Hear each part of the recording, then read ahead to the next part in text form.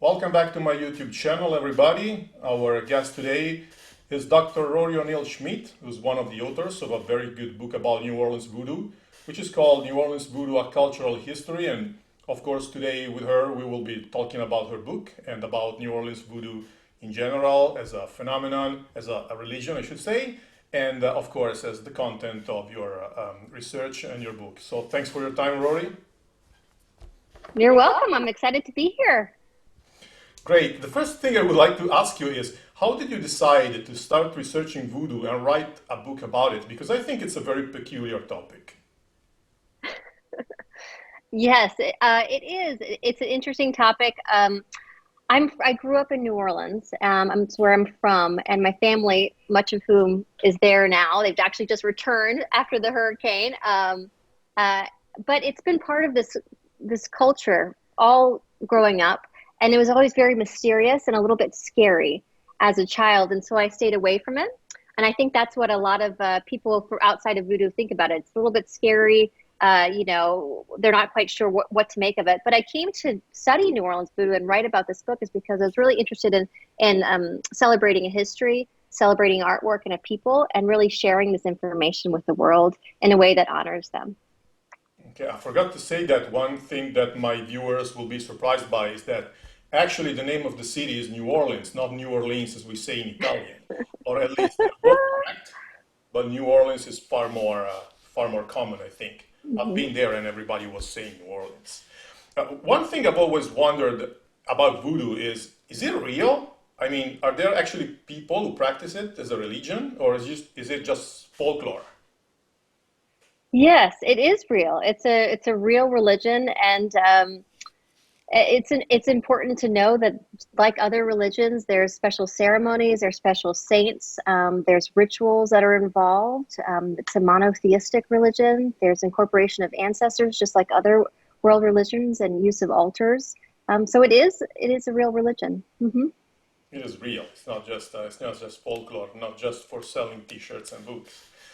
In your book, there's a very interesting chapter where you dispel myths about voodoo and how it's depicted in movies. So, can we rule out once and for all that voodoo is anyhow similar to how it's portrayed in movies such as Angel Heart or The Serpent and the Rainbow? Right, we can. I mean, when I was researching the book, I asked a voodoo priestess, Sally Ann Glassman, who wrote the foreword for the book, which movie really characterizes voodoo the best? That's the most true. And she said, nothing. All of these are completely wrong. And they're entertainment and they're exciting and they're thrilling and they're terrifying, but they're incorrect.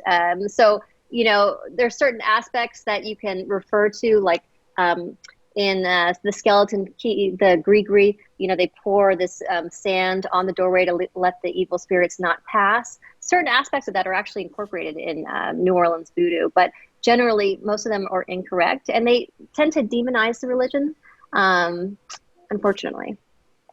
Yeah, I know, you're right. Both of them, for instance, the movies I mentioned are very scary. There are actually horror movies and probably nothing correct in it. And Right. based on your experience while researching for your book, what are voodoo rites like? I mean, what are the most striking aspects of what stroke in particular? Yes, it's very exciting. So I've been to some New Orleans voodoo ceremonies, and a lot of the rituals involve. It's a very long event, but it's very intense. So we started with going to the temple, and I see the people of the congregation stretching. We're all barefoot because there's a lot of movement involved and a lot of dancing. A lot of singing too. So the people in congregation, they actually practice every week and have rehearsals for the song. There's ritualistic dance with a big sword that happens. There's sparklers that get passed around. There is the possession experience that happens where the spirit may inhabit a person's body and they take on a new form. One woman, she talks in a much deeper voice, and it really surprised me. And then when they leave the trance, they don't remember anything. So, there's a drawing of the vase, these beautiful symbols in sand to kind of open the pathway, open the gates to allow the spirits to enter, the ancestors to come, the saints to come as well. It's very intense, and you need to sit down at points just to drink water or relax a little bit. But the community that I've been to is very open. and very welcoming to invite us into, all the drumming and the singing and the prayer. And in the rites, what can you tell us about voodoo's fascination with snakes? How come they have snakes all over in everything they do? So yes, the snake is actually a reference from the Damballa, which is mythology of the creation myth, the snake god. And so this is actually snake is seen as something very positive. There's lots of different meanings. It could be the umbilical cord that connects the mother to the child. It could be something that we really harness, and we're not afraid of death. We're not afraid of nature. We really see this power and the beauty in it as well. In New Orleans at the Superdome, there's a famous story where a New Orleans priestess actually did an event before a Saints game, and they won the game. And she danced with Bubbles, her pet snake. And so the snake is definitely something that is incorporated into ritual, but not everybody has a snake, and not every ritual includes it as well. And one other peculiar aspect is voodoo dolls. Can you Yeah. explain us what their role is and what they're used for?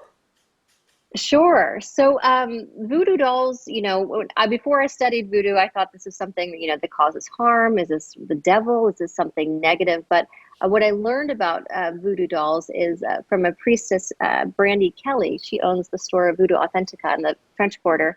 And she's a Haitian initiated priestess. And she said it's like a spiritual acupuncture. So it's actually about praying for certain energy points, but not putting out negative energy. That's if the people watching, if there's one thing I wanted you to know about voodoo, it's not about creating any negativity. It's really about positivity, because the belief is if you put the negative out there, it's going to come back to you as well. So it's very positive.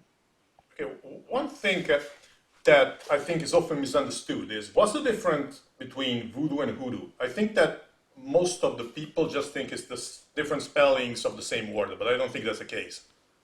Right, right. So it's difficult because voodoo is very different all over. The voodoo that's practiced in Haiti, the voodoo that's practiced in West Africa and in New Orleans is very different. Everything is kind of evolved and has its own certain flavor. Hoodoo is really rural, so not in New Orleans, not in the main cities, and it was developed. It has spell work involved, things like that, but not necessarily as organized as a ritual as a voodoo practice. So would you like to hear an example of hoodoo? Sure, go ahead. Okay. So one hoodoo practitioner we spoke with, she shared that, and voodoo, again, it's very secret because it's protected, because it's been so malaligned. She actually put a prayer and rolled it up and bought an ox's tongue, and she put a prayer inside the tongue and rolled it up and buried it. And there was some sort of spell or prayer associated with someone who was gossiping against her. And that was a sort of hoodoo work of conjuring to create, to have that person stop talking bad about them. So hoodoo isn't necessarily like in New Orleans voodoo ceremonies where there's rituals, where there's prayer, where there's a priestess, where there's a formalized congregation. It's more about spell work and also herbs and taking matters kind of into your own hands in ways that's empowering. Okay, thank you. Your example was very clear. During your research, you met many voodoo personalities and you talk about them in your book in New Orleans. What were the most interesting aspects about them? Did anything in particular strike you?